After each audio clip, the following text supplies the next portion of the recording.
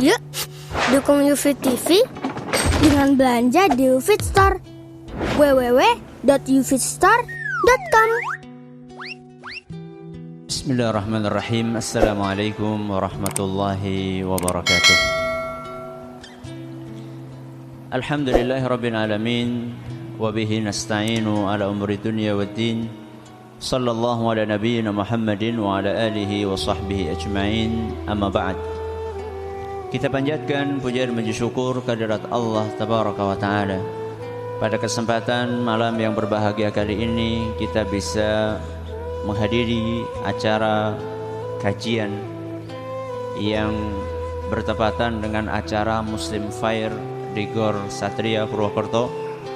Kita berharap semoga Allah Subhanahu wa taala berkenan untuk menjadikan setiap langkah yang kita ayunkan menuju tempat ini termasuk ibadah yang diterima di sisi Allah Subhanahu wa taala.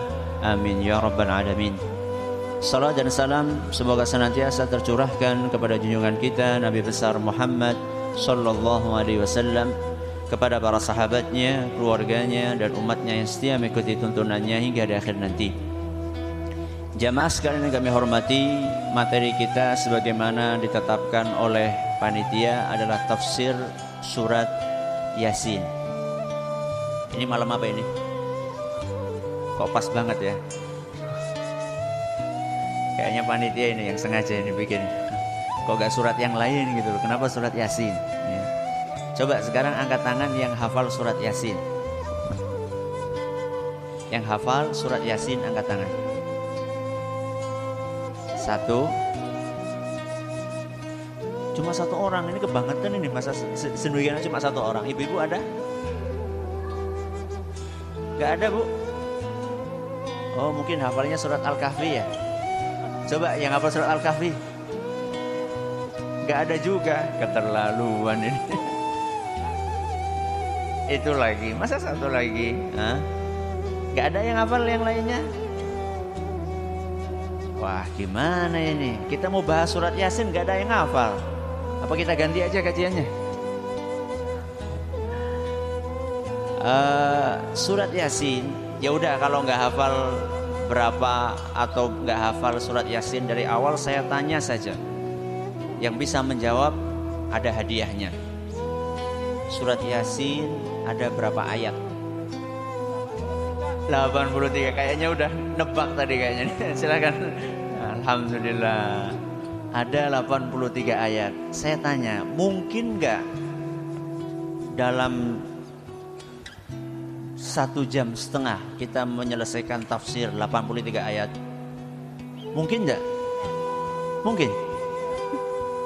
Tafsir ya. Sekedar bayangan, pengajian tafsir kami yang rutin di Masjid Agung, dalam 1 malam, 1 pertemuan biasanya berapa ayat? 1 ayat. 1 ayat 1 malam. Lah ini 83 ayat mau dijadikan 1 malam. Ya enggak mungkin ya. Mungkin kalau boleh saya katakan ngimpi ya. Kecuali kalau misalnya kita baca terjemahan dari surat Yasin. Kalau terjemahan dari surat Yasin, antum baca aja di rumah, gak usah jauh-jauh datang ke sini. Makanya dari awal saya akan sampaikan bahwa kajian kita ini bukan tafsir surat Yasin semuanya, enggak. Akan tetapi tafsir sebagian dari surat Yasin. Sebagaimana kita ketahui, dijelaskan oleh para ulama kita bahwa kandungan Al-Quran itu secara global terbagi menjadi 3. Isi Al-Quran, pembahasannya secara global ada berapa? Ada 3. Yang pertama, apa kira-kira? Isi Al-Quran yang pertama, paling pokok, apa? Tauhid alias akidah. Ini isi yang pertama. Yang kedua, setelah akidah apa kira-kira? Apa? Apa? Betul sekali. Kasih hadiah enggak? Kasih. Kalau kasih hadiah ini kasih juga dong. Tapi santri ini nggak usah dikasih. Dia yang jualan buku masa dikasih, kayaknya udah punya kayaknya. Kalau belum punya ngambil aja. Ya, yang kedua fikih alias hukum. Ya, yang pertama akidah, yang kedua hukum. Yang ketiga apa kira-kira? Apa? Kisah. Bagus sekali, silakan. Ini bentar lagi habis ini. Masih ada kan ya panitia? Masih ada panitia? Insya Allah masih ada. Jadi kandungan dari surat atau kandungan dari Al-Quran secara umum itu 3. Yang pertama adalah akidah. Yang kedua adalah fikih alias hukum. Kemudian yang ketiga adalah kisah.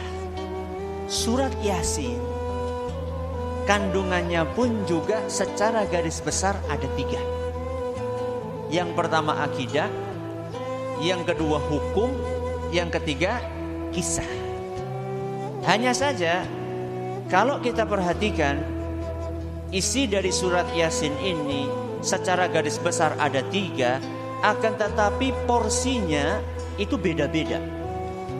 Antara porsi akidah yang ada dalam surat Yasin dengan porsi fikih yang ada di dalamnya, juga porsi kisah di dalamnya itu beda-beda.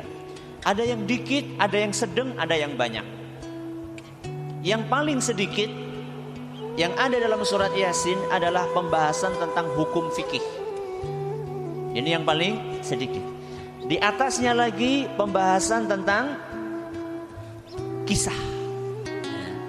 Dan yang paling banyak pembahasan tentang akidah. Kita mulai dari yang mana dulu nih? Yang fikih dulu atau yang akidah dulu? Yang banyak dulu? Siap? Kita mulai yang dikit dulu aja. Kita mulai dari yang dikit dulu aja. Yaitu kita awali dengan isi atau hukum fikih yang ada dalam surat Yasin.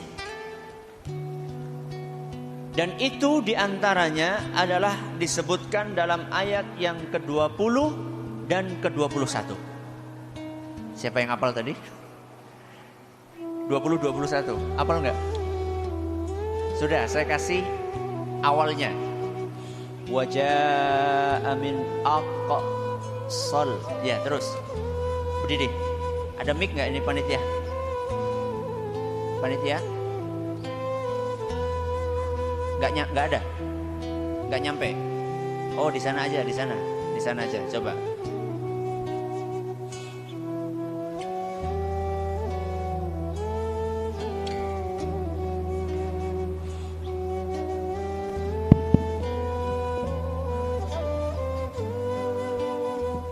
Dua ayat. Ya, coba. A'udzu billahi minasy syaithanir rajim.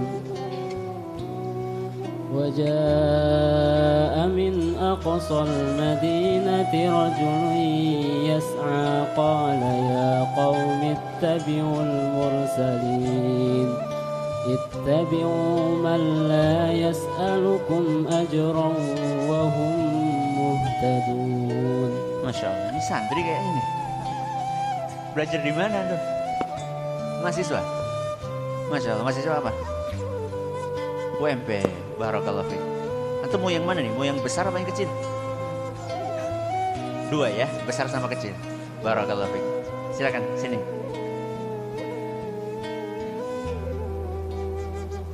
Barakallahu fiik. Waja'a min aqsal madinati rajulun yas'a. Dan dari ujung kota ada datang seorang yang lari kencang. Yas'a. Qala ya qaumi ittabi'ul mursalin. Laki-laki itu berkata kepada kaumnya, ittabi'ul mursalin. Wahai kaumku, ikutilah para rasul. Jadi ada orang datang menuju ke kampungnya dan dia mengingatkan orang-orang yang ada di kampungnya supaya mengikuti para rasul. Kemudian ayat yang ke-21 dia berkata, ittabi'u man la yas'alukum ajran wa hum muhtadun. Yang artinya ikutilah wahai kaumku orang-orang yang tidak meminta upah dari kalian. Ikutilah orang-orang yang tidak meminta upah dari kalian, wahum muhtadun, dan mereka adalah orang-orang yang mendapatkan petunjuk. Ayat ini, dua ayat ini berisi tentang cerita seorang laki-laki yang pulang ke kampungnya, memotivasi penduduk kampungnya untuk mengikuti para rasul. Kemudian mengingatkan kepada penduduk kampungnya supaya mengikuti orang-orang yang tidak minta upah. Dan mereka adalah orang-orang yang mendapatkan petunjuk. Kita katakan di dalam ayat ini ada hukum fikih. Kira-kira apa hukumnya? Apa kira-kira hukum fikihnya? Apa kira-kira? Apa? Mengikuti siapa? Mengikuti Rasul. Hampir. Ada yang lain kira-kira? Ini masalah sensitif ini. Apa kira-kira? Upah dari apa? Ngambil upah dari apa?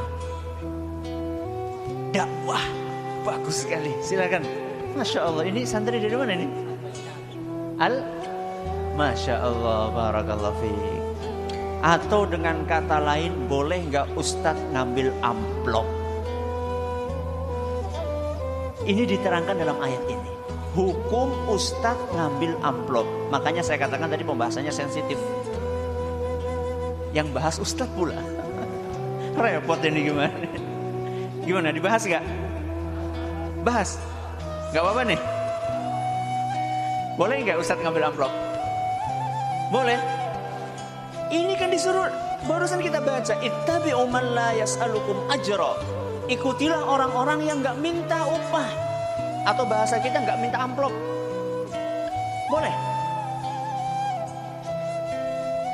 Tergantung niatnya. Masya Allah. Jamaah sekalian kami hormati, para ulama berbeda pendapat.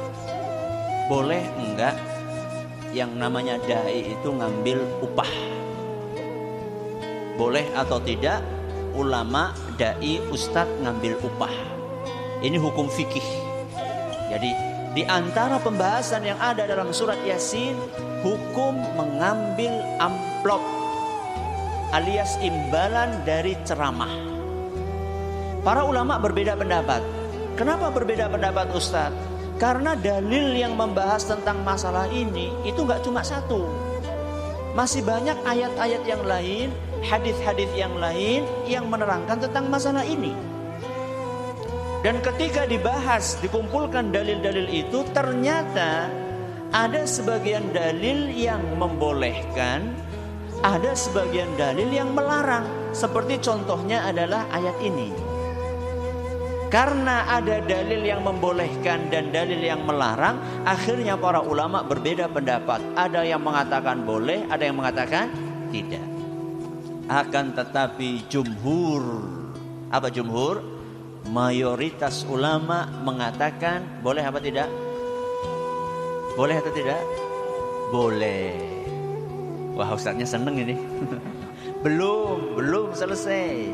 Menurut mayoritas mereka boleh kalau, ada kaloknya. Boleh kalau ustadznya itu kepepet. Alias kalau butuh banget boleh. Berarti kalau nggak butuh gimana? Kalau nggak butuh sebaiknya nggak ngambil. Kenapa Ustadz? Untuk menjaga apa? Keikhlasan. Kayaknya di sini ada yang pernah merasakan jadi Ustadz ya. Walaupun Ustadz di kampung. Kalau ada orang datang ngundang bawa mobil Alphard, besoknya datang ngundang pakai sepeda ontel. Kira-kira hati itu lebih gembira kedatangan yang mana? Anak gak mesti antum harus jadi ustadz dulu untuk menjawab pertanyaan ini. Tapi antum bisa bayangin kira-kira lebih suka mana? Yang sepeda ontel?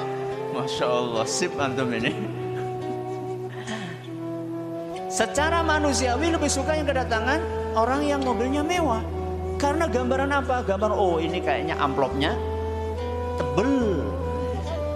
Sedangkan yang sepeda ontel, amplopnya paling tipis. Ternyata tipis, dibuka isinya cek. Ya. Yang tebel isinya ribuan. Jadi jangan terlalu tertipu dengan penampilan luar. Makanya para ulama kita mengatakan bahwa kalau memang bisa tidak ngambil itu lebih bagus.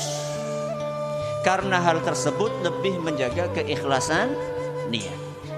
Lebih menjaga keikhlasan niat. Lagi pula kata para ulama kita bahwa tidak mengambil upah itulah kebiasaannya para nabi dan rasul dan para ulama salaf, para sahabat, para tabi'in.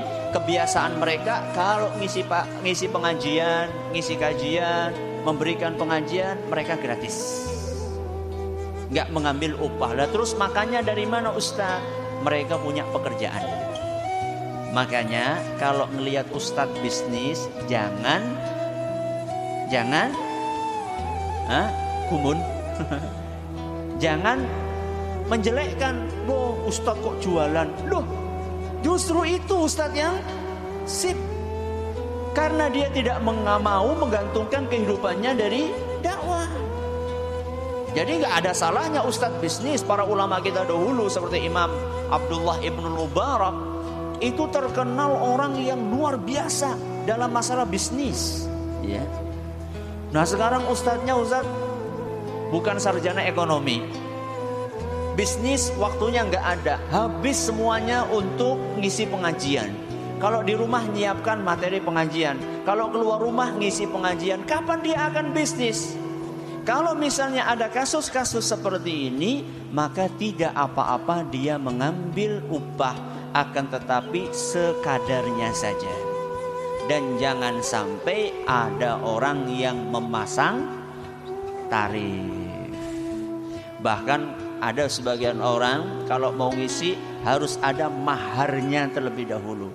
Kayak pernikahan aja. Ya saya mau ngisi, tapi syaratnya harus bayar sekian, 50% di muka. Oh ini bukan apa ini? Bukan pernikahan, ini isi pengajian kayak gitu. Oh enggak, kalau itu enggak masuk dalam kategori perbedaan pendapat di antara para ulama yang saya sampaikan tadi. Jadi ini adalah pembahasan yang pertama. Hukum fikih ada dalam ayat 20 sampai ayat berapa? 21. Berpindah kita ke kisah. Ya. Kandungan yang kedua adalah kisah yang ada di dalam surat Yasin. Di antara kisah yang disebutkan dalam surat Yasin adalah apa yang ada dalam ayat ke-13 sampai 19. Ayat berapa? 13 sampai 19. Ada yang hafal? Saya awali wadrib lahum mathalan. Ya, angkat tangan. Wadrib lahum mathalan. Bagus. Kemik. Nah. Enggak apa-apa. Kabelnya pendek. Ayat 13 sampai 19. Wadrib, a'udzubillahi minasyaitonirrajim. Bismillahirrahmanirrahim. Wadrib lahum mathalan ashabal qaryah idh ja'ahal mursalun idh arsalna ilaihim itsnaini fakadzabuhuma fa'azzazna bitsalitsin faqalu inna ilaikum mursalun qalu ma antum illa basyarum mithluna qalu ma antum illa basyarum mithluna wa ma anzala ar-rahmanu in antum illa takdzibun qalu rabbuna ya'lamu inna ilaikum lamursalun wa ma alaina illa al-balaghul mubin qalu ta'irukum inna tatayyarna bikum la illa ta'tahu lanarjumannakum wa layamassannakum minna adzabun alim Qalu rabbuna ta'irukum. Qalu ta'irukum ma'akum a'idzukkirtum bal antum qaumun musrifun. Ahsanta, barakallahu fiik. Silakan. Mahasiswa juga? Iya. Barakallahu fiik. Silakan. Ini cerita. Cerita tentang apa? Cerita tentang sebuah kampung yang kedatangan para rasul. Wadrib lahum mathalan ashabal qaryati idh ja'ahal mursalun. Buatlah sebuah perumpamaan tentang penduduk suatu kampung yang kedatangan para rasul kepada mereka.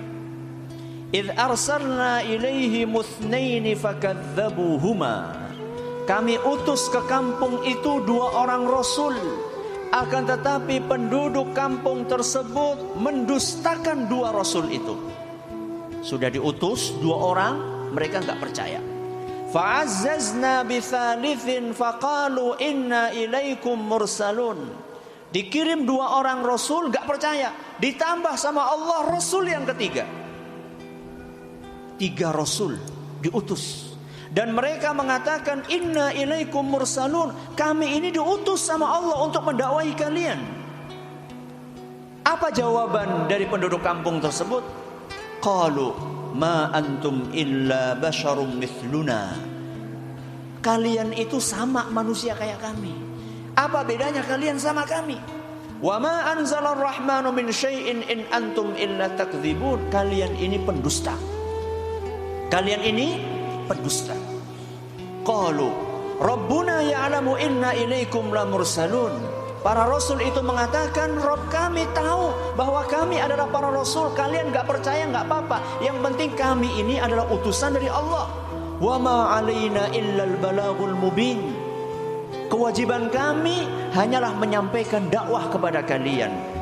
Qalu, mereka penduduk kampung itu menjawab lagi, inna tatayyarna bikum. Kami ini sial gara-gara kalian. Subhanallah. Rasul diutus malah jawabannya kami ini sial gara-gara kalian datang ke sini.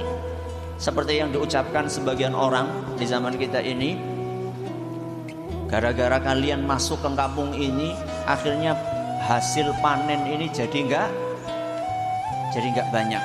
Ini gara-gara kalian ngajarin masyarakat enggak pakai sajen lagi. Ini kualat jadinya nih. Inna tatayyarna bikum. Ya, kata penduduk kampung tersebut, kami ini sial gara-gara kalian datang ke sini. La illam tantahu lanarjumannakum wa la yamassannakum minna adzabun alim. Kalau kalian enggak menghentikan dakwah kalian ini, lanarjumannakum, kami akan rajam kalian. Allahu akbar. Wala yamassannakum minna adzabun alim. Kami akan siksa kalian dengan siksaan yang sangat pedih. Ini selalu terulang. Yang namanya orang berdakwah, mendakwahkan kebenaran pasti mendapatkan apa? Pasti mendapatkan tantangan. Pasti mendapatkan celaan, pasti mendapatkan cacian. Ketika dikatakan seperti itu, para rasul itu dengan tegar mengatakan qalu ta'irukum ma'akum. Para rasul itu mengatakan kemalangan yang kalian dapatkan adalah gara-gara kalian sendiri. Kenapa kalian salahkan kami? A'in dzukirtum bal antum qaumun musrifun. Apabila kalian sudah diberi sudah diberi peringatan, akan tetapi kalian tidak mau mengikuti, itulah penyebab kalian itu menjadi malang. Jadi orang mengira bahwasannya dengan sesaji, kemudian setiap satu surah mengadakan apa? Mengadakan apa? Apa? Bersih desa, nyapu gitu. Apa? Suraan, betul. Apa suraan? Suraan itu mengadakan ruwat, ya, mengadakan ruwat supaya rizkinya lancar, ya. Dan inilah salah satu yang menyebabkan rizki itu menjadi tidak lancar, karena tidak mengikuti apa yang diperintahkan oleh Allah Subhanahu wa ta'ala. Dan kisah para rasul ini yang diceritakan dalam surat Yasin akan terulang setiap zaman. Jadi setiap zaman akan ada orang yang berdakwah di suatu tempat, ada yang menerima dan ada yang menolak. Makanya pro dan kontra itu nopo biasa. Ya. Cuman memang seorang rasul itu membutuhkan ketegaran, membutuhkan kesabaran. Ya. Kalau misalnya dicaci, bismillah jalan terus. Dipuji, bismillah jalan terus. Karena yang dia cari itu bukan cacian atau pujian. Yang dia cari adalah pahala dari Allah Subhanahu wa ta'ala. Ente caci ana jalan, ente puji ana jalan, gak ngefek. Itulah seharusnya para rasul. Dan juga pewaris para rasul. Siapa pewaris para rasul? Siapa pewaris para rasul? Para ulama, para ustadz, para kiai, para mubaligh, para dai. Seharusnya ketika mereka berdakwah, cacian dianggap biasa. Paling-paling ya hanya sekedar diomong di belakang. Kalau kita bandingkan antara tantangan yang kita hadapi dengan tantangan yang dihadapi oleh para rasul, kira-kira sebanding atau tidak? Tidak sebanding sama sekali, tidak ada apa-apanya. Para rasul mereka sampai diancam mau dibunuh, bahkan dikepung rumahnya. Sedangkan ustadz-ustadz yang ada saat ini paling mendapatkan SMS gelap. Ya, SMS gelap, bacanya gelap-gelapan gitu. Ada SMS gelap, kalau nggak berhenti awas, paling gitu. Atau dibully, atau dibully, di mana dibully? Di medsos, paling gitu saja. Itu ringan, ya. Dibandingkan dengan apa yang dihadapi oleh para rasul. Ini pembahasan yang kedua, yaitu kisah yang ada dalam surat Yasin. Pembahasan yang ketiga adalah pembahasan yang paling banyak yang ada dalam surat Yasin. Pembahasan apa? Tauhid. Makanya subhanallah, andaikan teman-teman saudara-saudara kita membaca surat Yasin sambil diiringi dengan tafsirnya, Masya Allah, akan keluar dengan memahami tauhid, salah satu pokok ajaran Islam. Pembahasan tauhid yang ada di dalam surat Yasin secara garis besar ada dua. Yang pertama tentang tauhid uluhiyah. Tauhid apa? Uluhiyah. Yang kedua tentang hari kiamat. Tentang hari kiamat. Kita awali dengan tauhid uluhiyah. Tauhid uluhiyah adalah mengikhlaskan ibadah hanya untuk Allah Subhanahu wa ta'ala. Di dalam beribadah, seorang muslim tertuntut hanya mempersembahkan ibadahnya untuk Allah saja. Itulah namanya tauhid uluhiyah. Dan itu Allah tegaskan dalam surat Yasin ayat 60 sampai 61. Siapa yang mau menghafal lagi tadi? 60 sampai 61. Saya kasih awalnya. Alam a'had ilaikum. Silahkan. Monggo, Bapak dulu.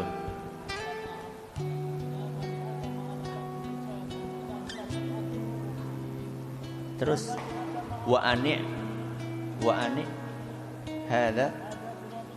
Bagus sekali, silahkan. Monggo. Belum dapat hadiah kan? Belum, alhamdulillah. Oh sudah. Oh ini berarti. Ya, silakan. Monggo. Pinter ini milih hadiahnya nih. Alam ahad ilaikum ya bani Adam. Bukankah kami telah memerintahkan kepada kalian wahai bani Adam, Allah ta'budus syaitan. Jangan sekali-kali kalian menyembah setan. Innahu lakum aduwwum mubin. Karena setan itu adalah musuh yang nyata buat kalian. Ini ayat yang keberapa? 60. Ayat yang ke-61, ayat 60 kita gak boleh nyembah setan, gak boleh beribadah sama setan. Ayat yang ke-61 dijelaskan kepada siapa seharusnya kita beribadah. Wa ani'buduni. Akan tetapi beribadahlah kalian hanya kepadaku. Kepada siapa? Allah Subhanahu wa ta'ala. Inilah tauhid uluhiyah. Jadi tauhid uluhiyah adalah kita wajib mengikhlaskan ibadah kita hanya kepada Allah. Bukan cuma sholat saja, bukan cuma puasa saja, bukan cuma haji saja, termasuk juga sembelihan kita. Tidak sedikit kita temukan orang sholatnya untuk Allah tapi masih suka memberikan sesaji. Padahal setiap hari dia membaca fasholli li rabbika wanhar. Apa artinya? Sholatlah untuk Allah dan sembelihlah juga untuk Allah. Akan tetapi kalau misalnya ada orang sholat untuk selain Allah ribut, menyembelih untuk selain Allah nggak ribut. Contohnya, andaikan, ini seandainya saja ya, di tepi pantai selatan. Mana pantai selatan? Cilacap lah. Ya udah gak usah Cilacap terlalu dekat, Parangtritis. Ya, ada orang Cilacap di sini. Parangtritis. Ada orang di sana sholat berjamaah di pinggir pantai, menghadap ke pantai, bukan menghadap ke mana? Kiblat. Kemudian imamnya sawwu sufufakum fa inna taswiyatas sufufi min tamamis shalah. Kemudian imamnya membimbing jamaahnya, makmumnya untuk membaca niat. Ya. Gimana niatnya biasanya? Usolli salata siang ya, salat apa? Zuhri arba'at raka'atin mustaqbilal kiblati adaan. Makmuman apa imaman? Imaman. Buat imamnya, makmumnya juga li Nyai Roro Kidul. Bukan lillahi ta'ala, tapi apa? Li Nyai Roro Kidul. Kira-kira Indonesia heboh nggak? Heboh. Sholat kok buat Nyai Roro Kidul? Nggak bener itu. Sholat itu lillahi ta'ala. Saya yakin itu akan menjadi sebuah berita heboh di Indonesia. Karena ada orang sholat untuk Nyi Roro Kidul. Akan tetapi lain ceritanya, ketika pada tanggal 1 Sura ada peristiwa apa di sana? Ada peristiwa apa? Ada peristiwa larungan. Apa larungan? Menyembelih sapi, ya, atau menyembelih kebo, kemudian kepalanya dilarungkan. Apa dilarungkan? Dihanyutkan ke tengah lautan. Indonesia ramai? Ada apa? Oh biasa itu. Padahal baik sholat maupun menyembelih sama-sama ibadah. Sama-sama ibadah, akan tetapi kenapa yang ini gak boleh dipersembahkan kepada selain Allah, yang ini boleh? Kenapa? Padahal di dalam Al-Quran antara menyembelih dan berkurban dengan sholat digandeng jadi satu. Fasholli li rabbika wanhar. Sholatlah untuk Allah dan juga sembelihlah untuk Allah. Kenapa yang ini boleh untuk selain Allah, yang ini gak boleh? Dua-duanya sama-sama gak boleh. Itulah namanya tauhid uluhiyah. Padahal orang yang melakukan itu dia hafal ungkapan inna sholati, terus wa nusuki, terus wa mahyaya wa mamati lillahi rabbil alamin. Inna sholati, sesungguhnya salatku, wa nusuki, apa nusuki? Sembelihanku, wa mahyaya, hidupku, wa mamati, matiku, buat siapa? Lillahi rabbil alamin. Itulah tauhid uluhiyah. Ya, ini pembahasan tentang tauhid uluhiyah. Kenapa kita hanya boleh beribadah kepada Allah? Alasannya apa? Kenapa kita nggak boleh beribadah sama selain Allah? Alasannya ada dalam surat Yasin ayat 23, ayat 22. Ini pendek banget ini. Wa ma liya, wa ma liya.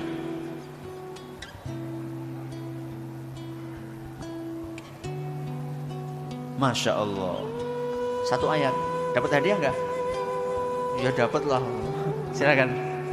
Wa ma liya la a'budul ladzi fatarani wa ilaihi turja'un. Barakallahu fiik. Wa ma liya la a'budul ladzi fatarani. Kenapa aku tidak beribadah kepada zat yang telah menciptakanku? Wa ilaihi turja'un, dan kalian semua akan kembali kepada Allah. Alasan kita beribadah kepada Allah karena Allah lah yang menciptakan kita, yang Allah memberi rizki kita. Ada kebutuhan apa-apa yang memenuhi Allah Subhanahu wa taala. Aneh sebagian orang. Padi tumbuh, yang ngasih padi benih itu Allah, yang ngasih hujan Allah, yang ngusir burung Allah, yang ngusir tikus Allah. Ketika berhasil, berterima kasihnya kepada siapa? Kepada Dewi Sri. Masih ada? Di kampung masih ada? Masih? Masya Allah. Itu loh yang di pojok-pojok itu, di pojok-pojok itu kalau sudah panenan ada apa? Ada degan, ya, ada pisang. Masa pisang kepok? Pisang raja. Raja apa? Raja Bandung. Kalau menurut orang sini Raja Bandung. Kalau menurut orang Banjarnegara bukan Raja Bandung. Raja apa? Mana orang Banjar? Raja apa? Raja setan. Iya, orang Banjar, sebagian orang Banjar itu menamakan Raja Bandung itu dinamakan Raja Setan karena biasa untuk sesaji buat setan, makanya namanya Raja Setan ya. Ada itu ya, ada apa namanya tadi? Ada degan, ada pisang, ada apa lagi? Apa? Dupa. Ada dupa, ada apa lagi? Cisamsu. Ada itu ya. Terus ada apa lagi? Macam-macam di situ lah ya. Ada beras merah, beras putih, beras hitam mungkin nggak tahu. Macam-macam di situ. Padahal yang memberi rizki adalah siapa? Allah Subhanahu wa ta'ala. Dan masih ada pembahasan yang lainnya tentang tauhid uluhiyah. Tapi karena waktu yang terbatas, kita akan berpindah kepada pokok pembahasan tauhid yang kedua, yaitu iman terhadap hari akhir. Iman kepada hari kiamat. Ini yang paling banyak yang ada dalam surat Yasin. Mulai dari awal hari kiamat, yaitu ditiupnya sangkakala, yang pertama maupun yang kedua. Kemudian ada cerita tentang hisab, penghitungan amalan. Ada cerita tentang pengganjaran amalan. Ada cerita tentang surga, ada cerita tentang neraka. Ini lengkap ada dalam surat Yasin. Makanya ada hadis yang bunyinya Iqra'u Yasin ala mautakum. Bacakanlah surat Yasin kepada orang yang mau meninggal. Loh, ada hadisnya Ustaz. Makanya ngaji. Jangan keluar dulu, belum selesai pembahasannya. Bacakan surat Yasin kepada orang yang akan meninggal. Hadis riwayat Abu Dawud. Hadis riwayat Abu Dawud. Dan sanadnya dinyatakan dhaif oleh Imam Daruqutni. Makanya jangan keluar dulu. Ya. Sanadnya dinyatakan dhaif oleh Imam Ad-Daruqutni. Cuman seandainya memang sahih hadis ini, maka yang dimaksud membaca Yasin adalah orang yang sedang dalam keadaan sakaratul maut, bukan orang yang sudah meninggal. Ya.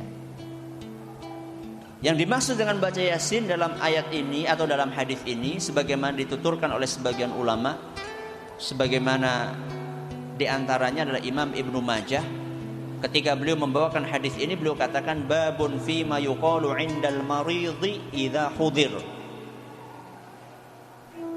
Pembahasan tentang apa yang seharusnya dibaca ketika orang sedang sekarat. Orang sedang sekarat, apa yang seharusnya dibaca? Yaitu surat Yasin tadi, menurut sebagian ulama. Kenapa kok surat Yasin? Dijelaskan oleh sebagian ulama, yaitu dalam kitab Aunul Ma'bud, ketika menjelaskan kenapa kok sebagian ulama menganjurkan membaca Yasin ketika orang akan meninggal. La'allal hikmata fi qira'atiha, Mungkin di antara hikmahnya kenapa dibacakan surat Yasin di hadapan orang yang akan meninggal, an yasta'nisal muhtadhiru bima fiha min dzikrillah wa ahwalil qiyamati wal ba'ts.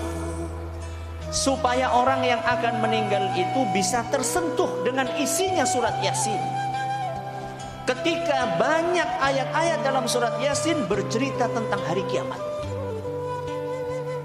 tentang kebangkitan, tentang Allah Subhanahu wa ta'ala, sehingga orang yang meninggal itu ingat Allah dan diharapkan dia husnul khatimah. Itu kalau hadisnya sahih. Kalau hadisnya sahih. Dan terus yang lebih sahih yang mana Ustaz? Laqinu mautakum la ilaha illallah. Yang lebih sahih adalah ketika orang sekarat diapakan? Dituntun mengucapkan la ilaha illallah. Itu yang lebih sahih. Itu yang lebih sahih. Bagaimana nuntunnya Ustaz? Gak usah banyak-banyak, nanti malah pusing. Ya, di samping telinganya saja, pelan-pelan di samping telinganya, la ilaha illallah. Bolak-balik saya menjumpai orang yang dalam keadaan sekarat, istrinya, anaknya, apaknya lagi, bukannya membimbing mengucapkan la ilaha, malah pada nangis. Bapak nih kuki kepriwe sawai, subhanallah. Saya pikir ya Allah, ini kesempatan terakhir. Kesempatan terakhir seorang istri membimbing suaminya, atau seorang suami membimbing istrinya. Kesempatan terakhir seorang anak berbakti kepada orang tuanya. Kesempatan terakhir seorang bapak membimbing anaknya. Seharusnya jangan terbawa emosi. Sampai subhanallah ya, berapa kali saya menjumpai seperti itu ketika ada orang yang sekarat. Akhirnya terpaksa saya minta kepada orang-orang tersebut untuk menyingkir.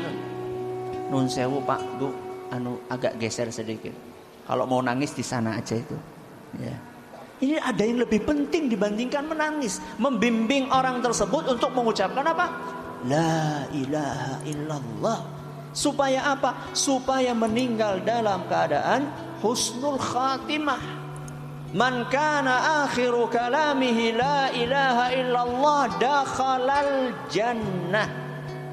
Barang siapa yang terakhir ucapan yang dia ucapkan adalah la ilaha illallah, bakalan masuk surga. Ya. Barang siapa yang ucapan terakhirnya la ilaha akan masuk surga. Wah, enak ya. Berarti kalau kayak gitu tinggal ngapalin apa? La ilaha illallah. Gak usah sholat, gak usah puasa, ya. Bangsane mati la ilaha illallah mlebu surga. Enak temen ya. Ada sebuah kisah. Seorang ustadz punya murid, ya.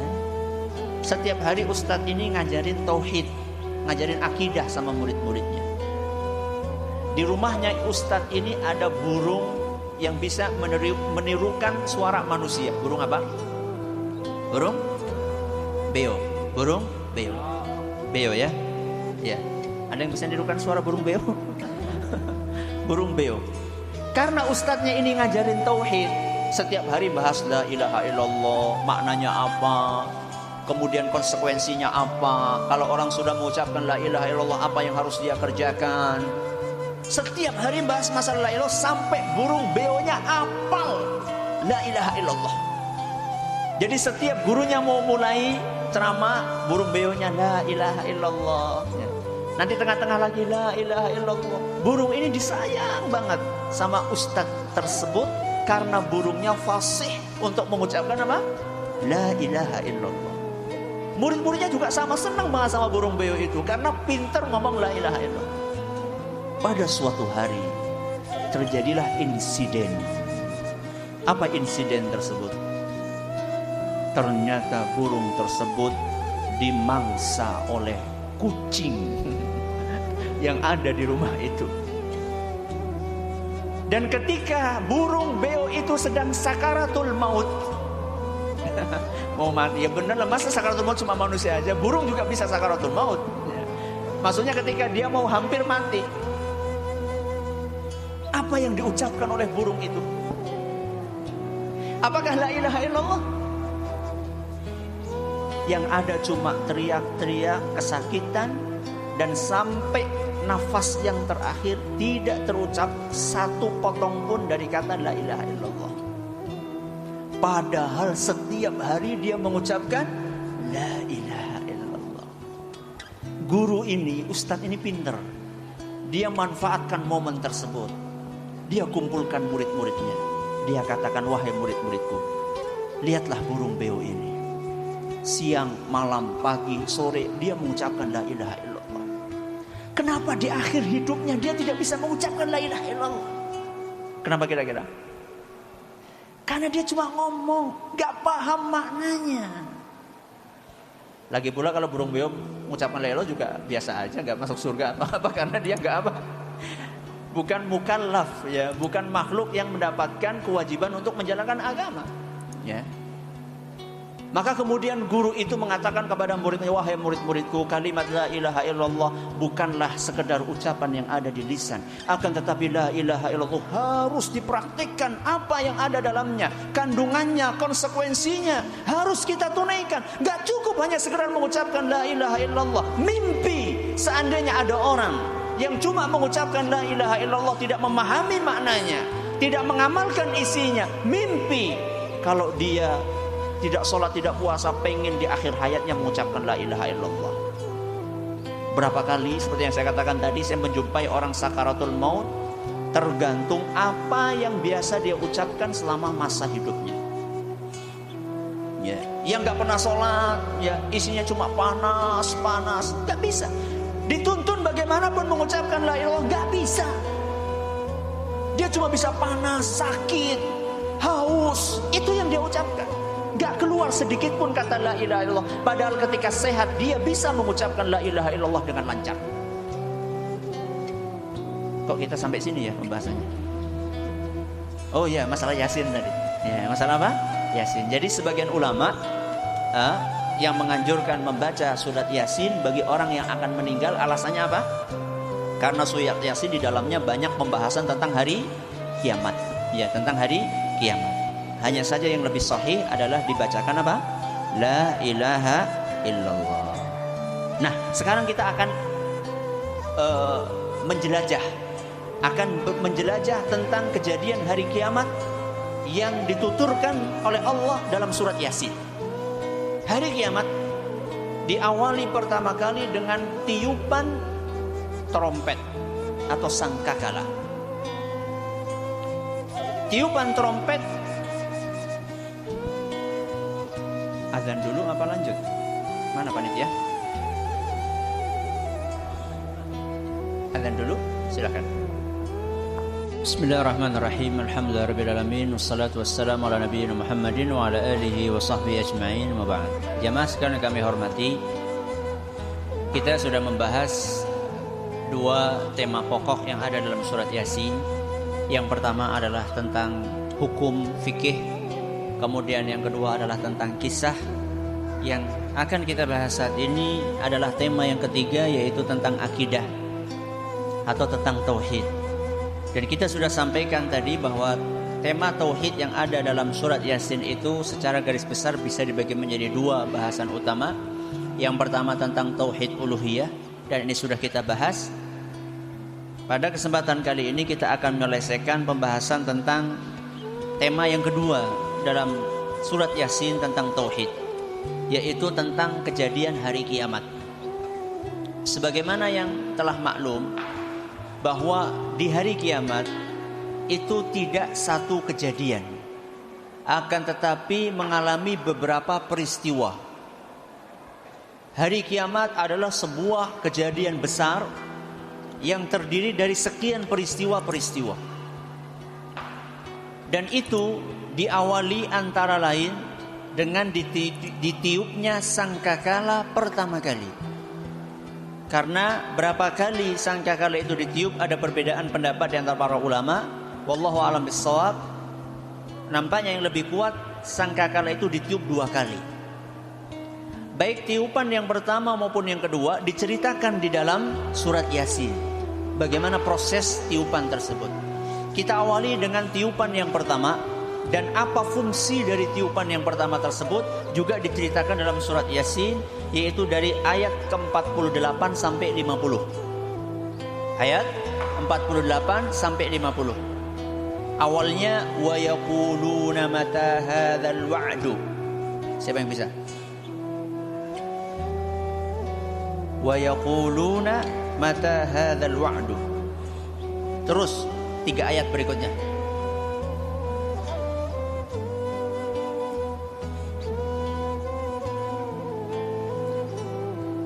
Ada? Salah enggak apa-apa, enggak disuruh pusap enggak. Nah, wa yaquluna mata hadzal wa'd. Ibu-ibu juga boleh. Ya, silakan.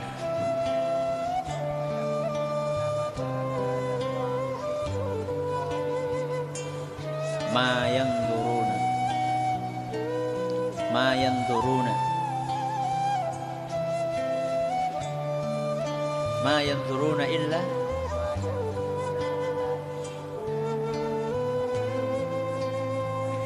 ya, yang lain.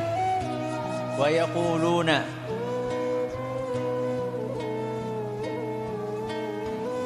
Kalau nggak ada yang nyoba, nanti terpaksa ini yang tadi lagi nanti.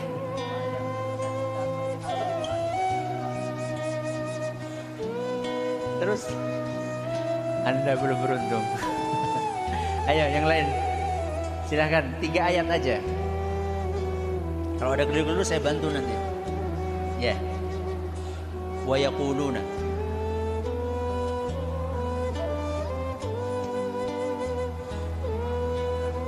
Ma yang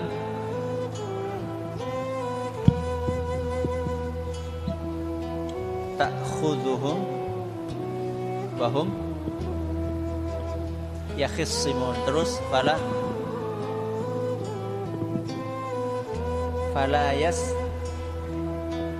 tawsiyatau wala ila ahlihim yarji'un. Silakan.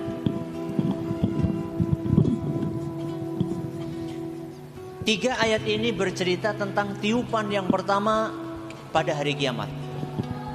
Wa yaquluna mata hadzal wa'du in kuntum shadiqin. Mereka berkata, mata hadzal wa'du in kuntum shadiqin. Kapan akan terjadi hari kiamat? Kapan akan terjadi hari kebangkitan? Kalau kalian memang benar-benar jujur dalam omongan kalian. Ini nantang. Ini orang-orang yang nantang para rasul. Mereka katakan, kapan hari kiamat? Kalau memang kalian jujur, memang benar, kapan akan terjadi? Dijawab sama Allah Subhanahu wa taala, "Ma yanzuruna illa sayhatan wahidah ta'khudhuhum wa hum yakhissimun." Hari kiamat akan terjadi kapan? Hanya dengan satu suara yang sangat keras yang akan membinasakan mereka semuanya. Padahal saat itu mereka sedang bertengkar, lagi ribut-ribut, ya, lagi bertengkar. Tahu-tahu terdengarlah suara yang sangat keras, yaitu suara sangkakala yang pertama. Fala yastati'una tausiyatan wala ila ahlihim yarji'un. Mereka tidak sempat untuk membuat wasiat. Jadi mereka begitu dengar suara itu langsung mereka meninggal, gak sempat bikin wasiat. Wala ila ahlihim yarji'un, dan mereka juga gak mungkin pulang dulu ke rumah. Akan tetapi di mana mereka mendengar suara sangkakala pertama tersebut, di situ pula mereka akan mati. Jadi sangkakala yang pertama adalah tiupan yang ditiup oleh malaikat Israfil sebagai pertanda untuk membinasakan seluruh makhluk yang ada di muka bumi. Terus kalau sudah binasa gimana Ustaz?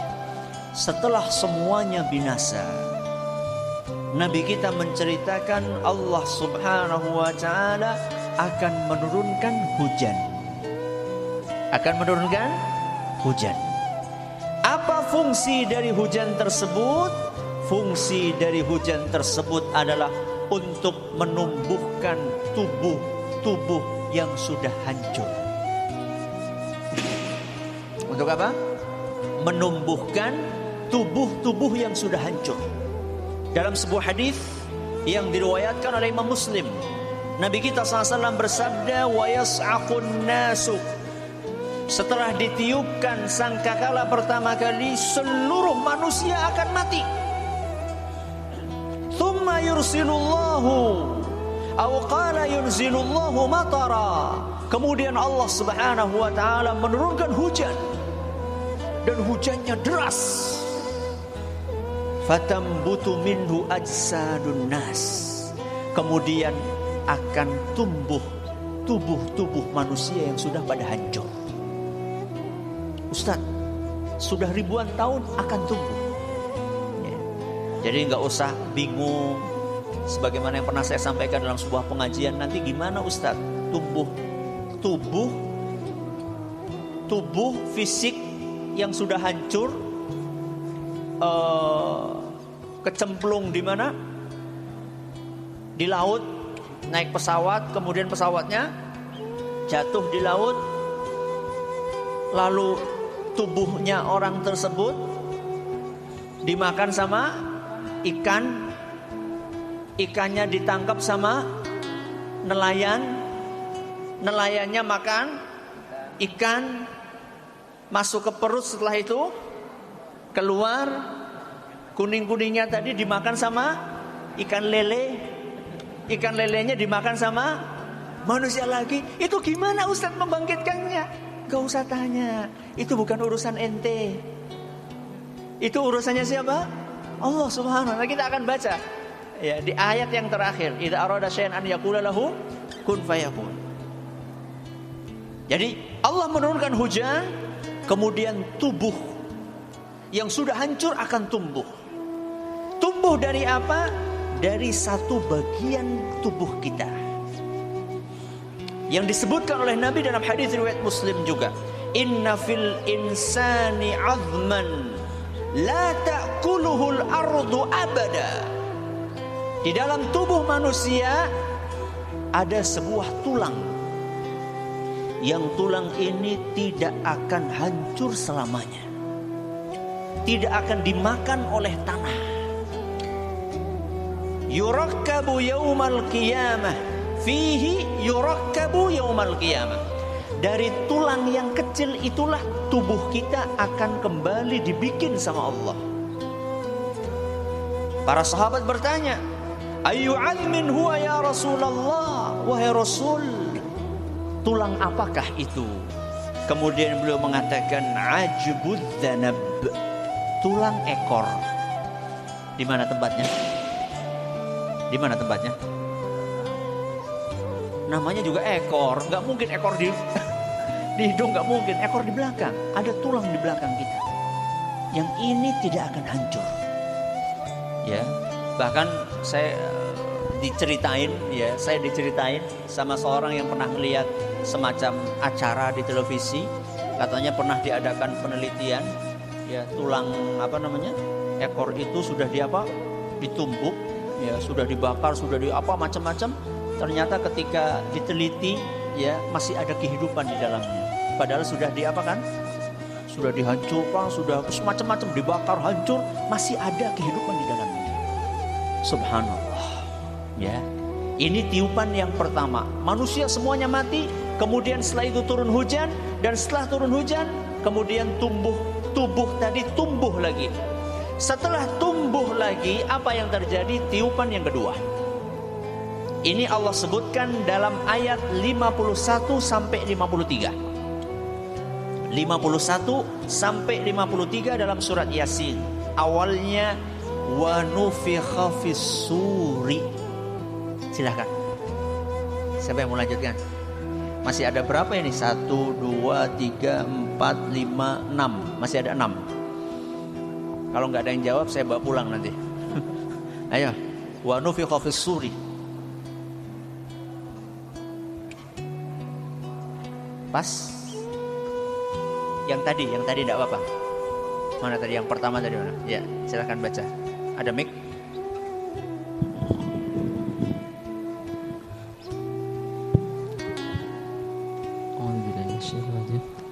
ونفخ في الصور فإذا هم من الأجداث إلى ربهم ينسلون قالوا يا ويلنا من بعثنا من مرقدنا هذا ما وعد الرحمن وصدق المرسلون إن كانت إلا صيحة واحدة فإذا هم جميع لدينا محضرون. Kasih hadiah lagi? Kasih. Masya Allah. Nanti antum pulang-pulang banyak hadiahnya nih. Silakan. Kayaknya beda-beda ini. Insya Allah nggak ada yang sama. Silakan. Barakallahu fiik. Wa nufikha fis suri, ditiuplah sangkakala untuk kedua kalinya.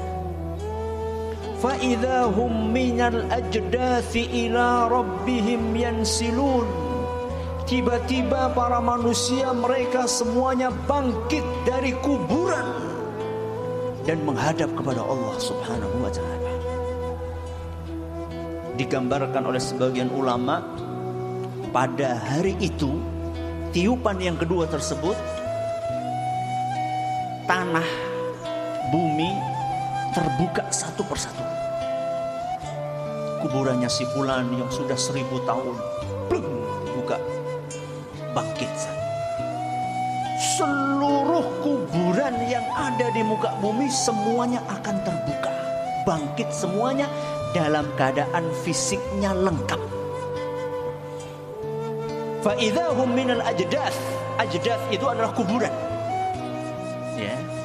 Dari kuburan semuanya bangkit dan mereka menuju kepada Allah Subhanahu wa taala sambil berkata, qalu, mereka berkata, ya wailana man ba'atha min marqadina, celakalah kami, siapa yang membangkitkan kami dari tempat-tempat tidur kami. Ya. Marqad itu tempat tidur. Hadza ma wa'ada ar-rahman wa sadaqal mursalun. Inilah yang sudah dijanjikan kepada kalian dan para rasul memang betul-betul benar apa yang mereka sampaikan. Saat itulah terbelalak orang-orang yang enggak percaya dengan adanya hari kebangkitan. Yang mereka katakan, buat apa capek-capek ibadah? Surga dan neraka itu enggak ada. Itu cuma pinter-pinternya Muhammad aja bodohin umatnya. Ngapain kita capek-capek beribadah? Mendingan happy-happy. Kalau kita sudah capek-capek ibadah ternyata nanti hari kiamat gak ada, gimana? Kata mereka. Terus kita balik jawab sama mereka, kalau memang ternyata hari kiamat itu ada, terus gimana? Ya mereka kan ngomong sama kita, kalau ternyata hari kiamat gak ada gimana? Ya kita balik tanya, terus kalau ada gimana nanti? Kalau ternyata nggak ada, kami no problem.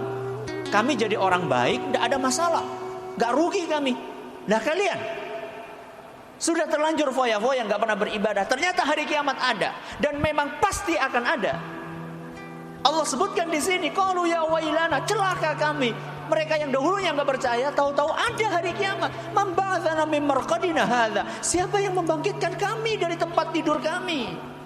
Maka dijawab, hadza ma wa'ada ar-rahman wa sadaqal mursalun. Inilah janji yang telah Allah sampaikan melalui lisan rasul-rasulnya kepada kalian. In kanat illa sayhah. Gampang sekali membangkitkan kalian, cuma dengan satu teriakan, satu suara saja. Fa idzahum jami'ul ladaina muhdharun. Tahu-tahu seluruh manusia berkumpul di hadapan kami. Hanya dengan satu tiupan trompet. Ini adalah tiupan sangkakala yang kedua. Waktunya terbatas sekali nih, sampai jam 8 kita nih, ya. Maka kita ringkas ya, kita ringkas. Berkaitan dengan kebangkitan tubuh manusia, Allah di dalam surat Yasin memberikan fakta, bukti, dalil bahwa manusia itu bisa dibangkitkan. Itu dalam ayat 77 sampai 83. Silahkan dibaca. Awalam yaral insan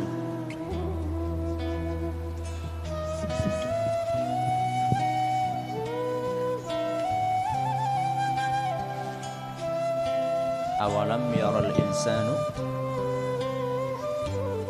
أولم ير الإنسان أنا خلقناه من نطفة فإذا هو خصيم مبين وضرب لنا مثلا ونسي خلقه قال من يحيي العظام وهي رميم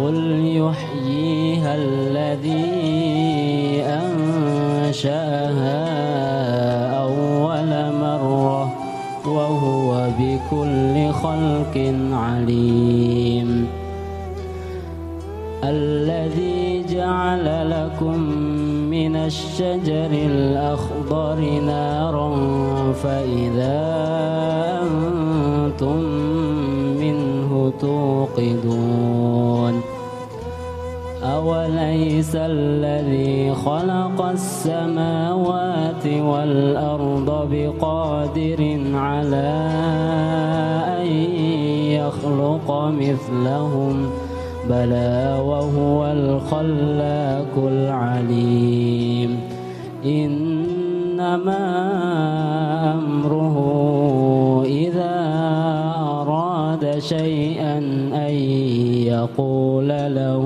كن فيكون فسبحان الذي بيده ملكوت كل شيء وإليه ترجعون. Ayat 77 sampai 83. Hadiahnya dirapel nanti ya. Ini bercerita tentang Allah mendatangkan bukti kepada manusia. Bagaimana Allah itu bisa membangkitkan kalian. Dalam ayat 78 Allah mengatakan, bercerita tentang orang yang gak percaya tentang adanya hari kiamat, tentang adanya hari kebangkitan. Qala ma yuhyil 'idhama wa hiya ramim. Mereka berkata, siapa yang akan bisa membangkitkan kita padahal saat itu tulang kita sudah menjadi remuk. Ya, sudah remuk tulang kita. Siapa yang akan bisa membangkitkan tulang yang sudah seperti ini?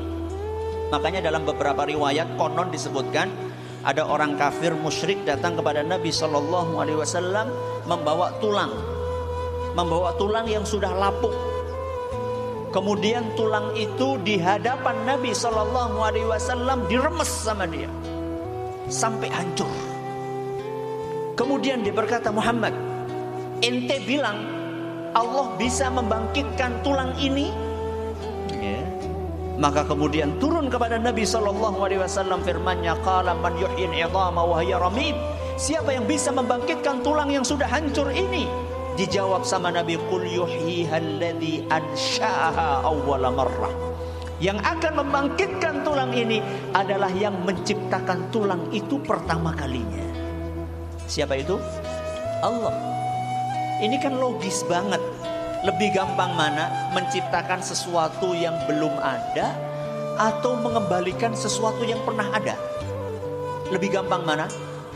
Mengembalikan sesuatu yang pernah ada. Kita ini dulunya nggak ada, kemudian ada. Yang bikin kita ada siapa? Allah. Setelah kita nggak ada, dibikin ada lagi. Lebih gampang? Lebih gampang. Inilah dari logis yang disampaikan dalam surat Yasin. Setelah semua dibangkitkan dengan tiupan sangkakala yang kedua, maka cerita berikutnya adalah tentang penghitungan amalan. Dan ketika amalan kita dihitung, saat itu tidak ada suap menyuap, tidak ada bohong, tidak ada dusta. Karena saat itu yang bersaksi adalah apa? Anggota tubuh kita.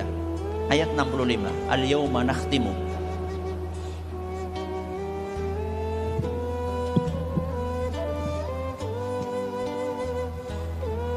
اليوم نختم على أفواههم وتكلمنا أيديهم وتشهد أرجلهم بما كانوا يكسبون. Ini ayat kalau orang faham ngeri.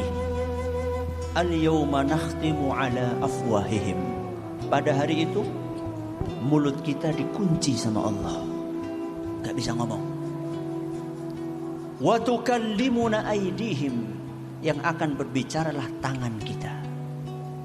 Wa tashhadu arjuluhum, kaki kita yang akan bersaksi di hadapan Allah. Bima kanu yaksibun, dengan apa yang dahulu mereka perbuat ketika mereka masih di dunia. Di dunia kita bisa bohong. Ente nyolong ya? Enggak. Tapi nanti pada hari kiamat yang ngomong tangannya. Ente tadi baru dari mana? Baru ngaji. Di dunia bisa bohong. Nanti hari kiamat bohong, tutup semuanya. Ente baru dari mana? Baru dari diskotik. Kakinya yang ngomong. Gak bisa. Pada hari kiamat tidak akan lagi ada dusta di antara, bukan di antara kita. Tidak akan ada dusta lagi antara manusia dengan Allah Subhanahu wa taala. Gak bisa.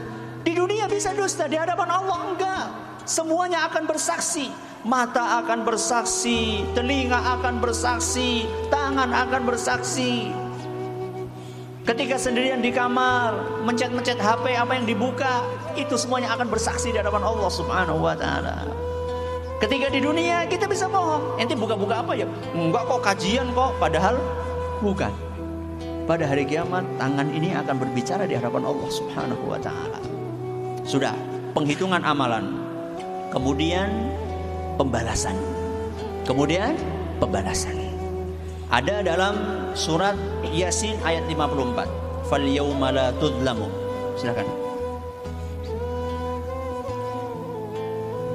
Fal yauma la tudlamu nafsun syai'an wa la tujzauna illa ma kuntum ta'malun.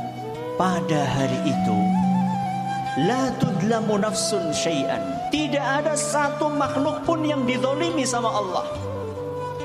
Wala tujzauna illa ma kuntum ta'malun, dan kalian tidak akan mendapatkan balasan kecuali sesuai dengan apa yang kalian perbuat. Subhanallah, beruntunglah orang-orang yang memanfaatkan usianya di dunia ini untuk beramal soleh walaupun sedikit. Dan nanti pada hari kiamat orang-orang akan menyesal, meminta kepada Allah, ya Rabbi, izinkan kami pulang ke dunia, kami ingin bertasbih. Subhanallah, subhanallah. Kami ingin sujud, selama ini kami gak sujud, izinkan kami pulang, kami ingin sujud. Ingin memperbaiki amalannya dan tidak mungkin akan bisa. Pada hari itu yang ada hanya pengganjaran amalan. Waktu beramal sudah habis, the end. Gak ada lagi waktu untuk beramal. Maka beruntunglah orang yang ketiga di dunia ini memanfaatkan waktunya sebaik-baiknya. Dia senantiasa membasahi lidahnya, lisannya dengan zikir kepada Allah. Subhanallah, alhamdulillah. Subhanallah wa bihamdih, subhanallahil azim. Kalimatani habibatani ilar rahman, dua kalimat yang sangat dicintai sama Allah. Khafifatani alal lisan, di lisan itu ringan. Thaqilatani fil mizan, tapi berat di timbangan. Subhanallah wa bihamdih, subhanallahil azim. Hadis terakhir dalam Sahih Bukhari. Kelihatannya ringan, tapi nanti pada hari kiamat bobotnya berat banget. Rugi seandainya kita sudah tahu hadis ini, kemudian kita tidak mengamalkan hadis tersebut. Ada sebuah cerita. Panitia boleh nambah nggak waktunya? Atau belum? Belum ya? Ada sebuah cerita. Kalau sudah cerita ini semangat aja antum nih. Ada seorang kakek-kakek hadir pengajian. Setelah selesai pengajian, kakek ini mendekati ustadz. Ustadz, tolong ajarin saya amalan. Ustadz itu karena nggak siap, maka dia ingat apa saat itu? Hadis yang tadi, kayak ya, ada hadis dari Nabi SAW. Ya, ada hadis dari Nabi SAW yang mengajarkan supaya mengucapkan zikir subhanallah wa bihamdi subhanallahil azim. Barang siapa mengucapkan kalimat ini, dia ringan, dicintai sama Allah, berat di timbangan. Amalkan kayak siap. Kakek itu senantiasa begitu mendapatkan nasihat dari ustadz itu, kakek itu terus subhanallah wa bihamdi, subhanallahil azim, subhanallah wa bihamdi, subhanallah. Setiap ketemu sama orang siapapun dia, diajarkan. Ketemu sama anak kecil, sini nak, saya ajarin kamu. Ada zikir bagus banget. Kata Nabi, zikir ini ringan di lisan, berat di timbangan, dicintai sama Allah. Nah, jangan lupa subhanallah wa bihamdi, subhanallahil azim. Sudah pergi. Ketemu sama tukang sapu, diajarin sini. Nih, ada hadis dari Nabi. Ya, ringan di lisan, berat di timbangan, dicintai sama Allah. Subhanallah wa bihamdi, subhanallah. Ketemu sama sopir taksi, diajarin kayak gitu. Ketemu sama siapa saja diajarin sama kakek tersebut. Bertahun, sekian tahun, sampai kakek itu sakit keras, masuk ke ICU. Nafasnya sudah Senin Kemis, ya sudah satu sudah. Subhanallah, keajaiban terjadi. Keluarganya semuanya sudah rata-rata sudah pasrah. Tahu-tahu kakek itu melek. Kemudian memanggil dokter, suruh mendekati dokter itu di samping kepalanya si kakek. Kakek itu bilang, wahai dokter, Nabi SAW pernah bersabda, 2 kalimat yang sangat ringan di lisan, berat di timbangan, dicintai sama Allah Subhanahu wa taala. Subhanallah wa bihamdi, subhanallahil azim. Terus meninggal dunia. Allahu akbar. Manusia itu kalimat yang terakhir itu tergantung apa yang biasa dia ucapkan. Dan kita akan diganjar oleh Allah sesuai dengan apa yang kita perbuat. Wa may ya'mal mithqala dzarratin khairan yarah. Siapa yang berbuat kebaikan kecil akan mendapatkan ganjarannya. Wa may ya'mal mithqala dzarratin syarran yarah. Yang melakukan keburukan walaupun kecil akan mendapatkan ganjarannya. Semuanya akan mendapatkan ganjaran. Ganjarannya ada 2. Disebutkan dua-duanya di dalam surat Yasin. Apa kira-kira 2 ganjaran itu? Apa kira-kira? Yang bisa menjawab dapat hadiah. 2 ganjaran itu, tidak ada ganjaran yang ketiga. Sebutkan. Angkat tangan. Bibu, 2 ganjaran buat manusia.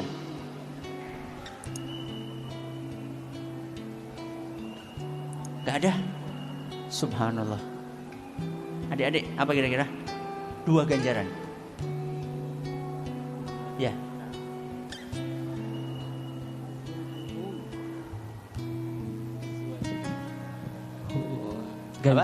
Ganjarannya hum wa azwajuhum fi dhilalin 'alal 2 ganjaran. Surga dan neraka, betul sekali. Kok antum gak bisa sih? Surga dan neraka, masa lupa surga sama neraka? Keterlaluan ini. Kebangetan surga dan neraka. Silakan diambil. Surga dan neraka. Gak ada yang ketiga, ganjarannya antara surga dan neraka saja. Kalau gak surga ya neraka. Nyesel ya kayak ngomong ya. Salahnya sendiri, 2 ganjaran mudah banget. Di akhirat kan cuma ada surga sama neraka. Surga Allah sebutkan ayat 55 sampai 59. Inna ashabal jannah. Inna ashabal jannati al-yawma fi syughulin fakihun. Hum wa azwajuhum fi dhilalin 'alal araiki muttaki'un. Lahum fiha fakihatun wa lahum ma yadda'un. Salamun qawlan mir rabbir rahim. Wamtazul yawma ayyuhal mujrimun. Ya, cukup. Inna ashabal jannatil yawma fi syughulin fakihun. Sesungguhnya para penghuni surga pada hari itu mereka sibuk bersenang-senang di dalam surga. Hum wa azwajuhum fi dhilalin 'alal ara'iki muttaki'un. Mereka dan istri-istri mereka berada di dalam tempat yang sangat teduh dan mereka duduk di atas dipan-dipan. Mereka dan istrinya. Kalau istrinya nggak sholat gimana Ustaz? Kalau yang sholat cuma suaminya gimana Ustaz? Ya sudah, bisa ganti istri yang lebih solehah, yang lebih cantik. Siapa? Bidadari. Ya, nggak ada apa-apanya. Bainas sama'i was sumur. Antara langit dan sumur, bukan antara langit dan bumi perbedaannya. Ya. Jadi mereka dalam surga duduk beserta istri-istrinya di atas dipan. Lahum fiha fakihatun wa lahum ma yad'un. Di surga itu mereka mendapatkan buah-buahan dan semua apa yang mereka inginkan. Jangan minta apa di surga nanti, ada semuanya. Kalau anak kecil minta apa? Es krim jawabannya. Ada di surga. Apapun yang diinginkan ada. Yang sukanya bebek goreng insya Allah ada di sana. Ya. Yang sukanya bakso kayaknya ada juga. Pokoknya apa yang diinginkan ada di situ. Ya. Salamun qaulan mir rabbir rahim. Kepada mereka diucapkan salam, selamat, sebagai ucapan dari Allah Subhanahu wa taala. Ya Allah, mendapatkan ucapan selamat dari siapa? Dari Allah Subhanahu wa taala. Kemudian Allah berfirman, wamtazul yawma ayyuhal mujrimun. Dikatakan kepada orang-orang kafir, menyingkir kalian. Jangan dekat-dekat sama orang-orang yang beriman. Karena tempatnya beda. Orang yang kafir ada dalam apa? Neraka. Ayat 63 sampai 64. Hadhihi jahannamu. Hadhihi jahannamul lati kuntum tu'adun. Islauhal yawma bima kuntum takfurun. Hadhihi jahannam, inilah neraka jahannam. Allati kuntum tu'adun, yang kalian dulu diancam dengan neraka ini dan kalian tidak percaya. Diingatkan oleh Ustaz, awas dosa. Apa dosa? Atul kelasa. Allahu Akbar. Diingatin tentang dosa katanya atul kelasa. Diingatkan tentang neraka, gak percaya. Dikit-dikit neraka, dikit-dikit neraka. Bosen, gak ada obrolan lain apa? Hadhihi jahannam, inilah neraka jahannam. Ketika mereka sudah masuk, dikatakan sama mereka, hadhihi jahannamul lati kuntum tu'adun. Inilah neraka jahannam yang pernah dijanjikan untuk kalian dahulu ketika kalian masih di dunia. Islauhal yaum, silahkan masuk ke dalamnya pada hari ini. Bima kuntum takfurun, gara-gara kalian dahulu mengingkari adanya hari kebangkitan. Selesai pengajian kita pada malam hari ini. Tafsir apa tadi? Tafsir apa tadi? Sebagian surat Yasin. Nanti judulnya videonya tafsir sebagian surat Yasin ya. Bukan tafsir surat Yasin. Nah, kalau tafsirnya bohong nanti. Ya, ada pertanyaan silakan. Masih ada beberapa menit, 5 menit. Ya, silakan. Mana?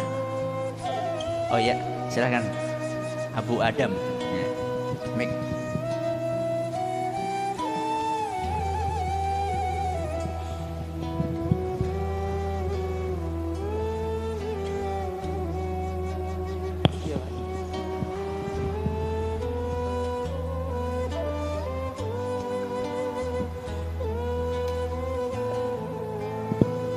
Bismillahirrahmanirrahim.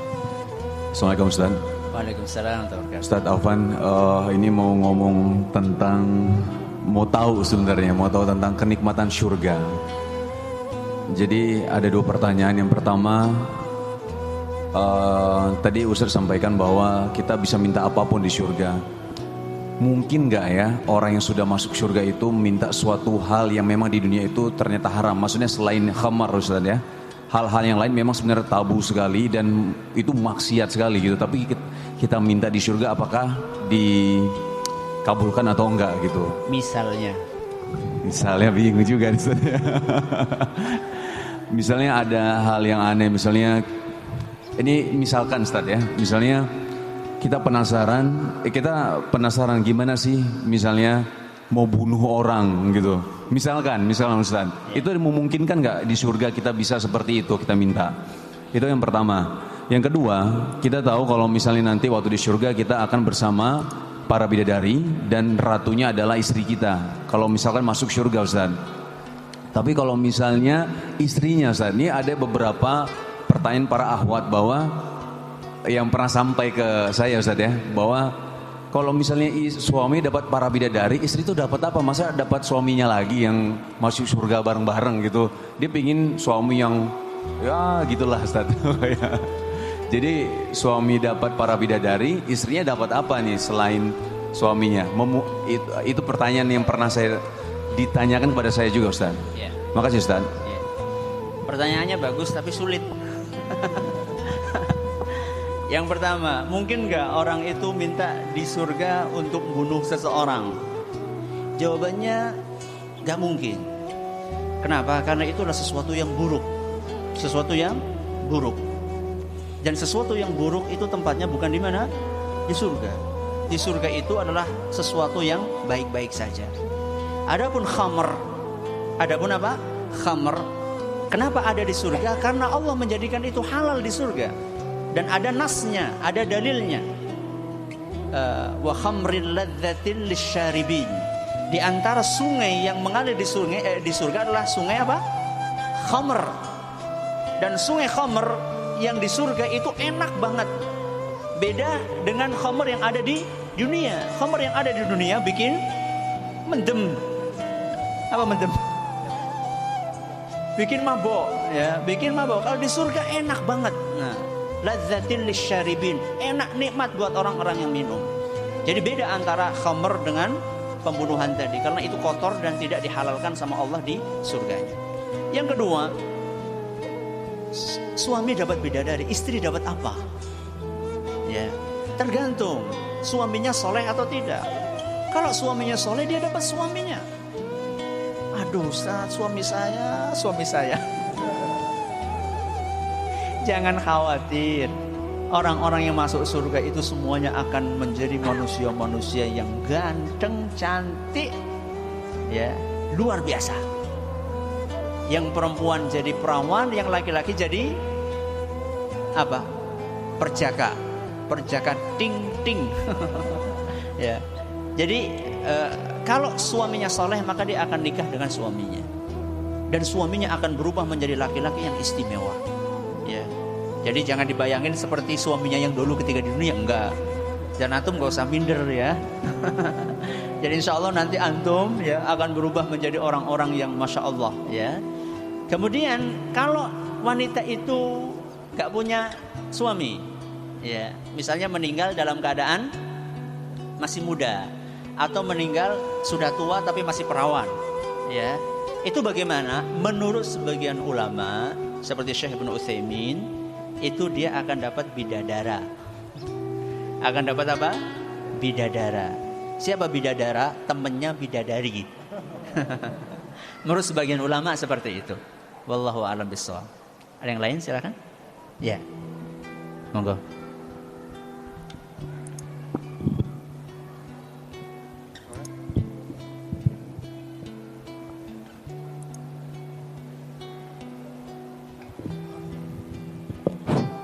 Bismillahirrahmanirrahim. Assalamualaikum warahmatullahi wabarakatuh. Waalaikumsalam warahmatullahi Ya, wabarakatuh. yang ingin saya tanyakan Ustaz, kan terkait apa ketika di surga itu kan apa saja dituruti ya Ustaz? Apakah ketika kita sebagai anak yang soleh, ketika nanti masuk surga, kemudian orang tua kita itu masuk neraka karena apa ya? Salah satunya itu karena masih berbuat syirik Ustaz. Apakah kita itu ketika kita bisa masuk surga, kemudian meminta orang tua kita untuk mengikut kita ke surga itu apakah bisa, ataukah itu bisa dituruti atau enggak seperti itu Ustaz? Ya itu aja Ustaz. Assalamualaikum warahmatullahi wabarakatuh. Bisakah seorang anak meminta kepada Allah untuk memasukkan orang tuanya ke surga karena orang tuanya masuk ke neraka gara-gara perbuatan syirik?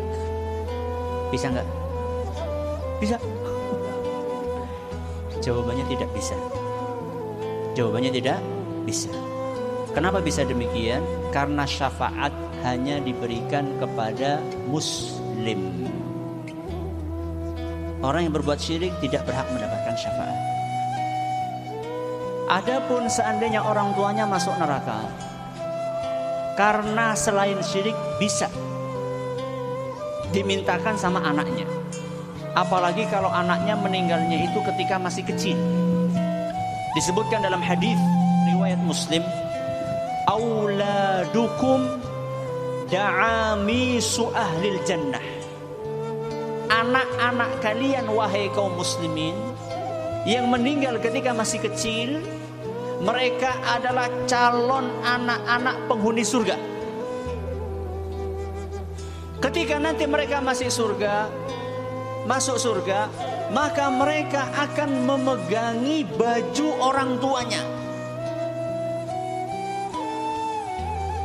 Dan mereka tidak akan melepaskan baju orang tuanya tersebut sampai Allah berkenan memasukkan orang tuanya ke surga. Maka ini hiburan buat bapak-bapak, ibu-ibu yang punya anak masih kecil meninggal dunia.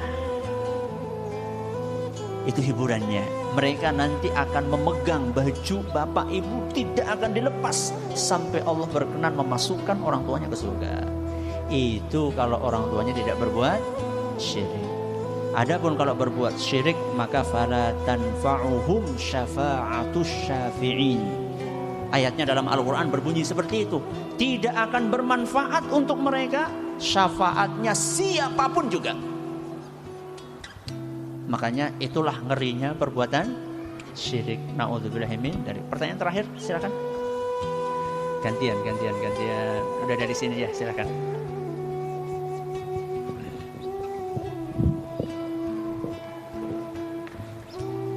Assalamualaikum warahmatullahi wabarakatuh. Waalaikumsalam warahmatullahi wabarakatuh. Bagaimana seorang imam masih melakukan kesirikan, kemudian hukumnya bagaimana si makmum itu? Ya. Bagaimana kalau misalnya imamnya berbuat syirik? Makmumnya gimana? Nasihati supaya tidak berbuat syirik dengan cara yang baik. Kalau sudah dinasihati dengan cara yang baik belum menerima, berusaha untuk melobi takmir supaya imamnya diganti. Tentunya dengan cara yang baik, gak usah pakai demo, ya. Cukup lobi saja dengan cara yang baik. Kalau seandainya sudah dilobi ternyata nggak bisa juga, cari masjid lain. Jadi itu protapnya kayak gitu. Jadi tidak ujuk-ujuk langsung cari masjid lain, enggak. Ada protapnya, ini dulu. Sekira cukup ya, sudah jam 8, mungkin juga banyak yang belum sarapan, belum makan malam ya. Semoga apa yang kami sampaikan bermanfaat. Terima kasih atas perhatiannya, menurut segala kurangnya. Kita tutup dengan membaca Subhanakallahumma wa bihamdika asyhadu an la ilaha illa anta astaghfiruka wa atubu ilaik. Assalamualaikum warahmatullahi wabarakatuh.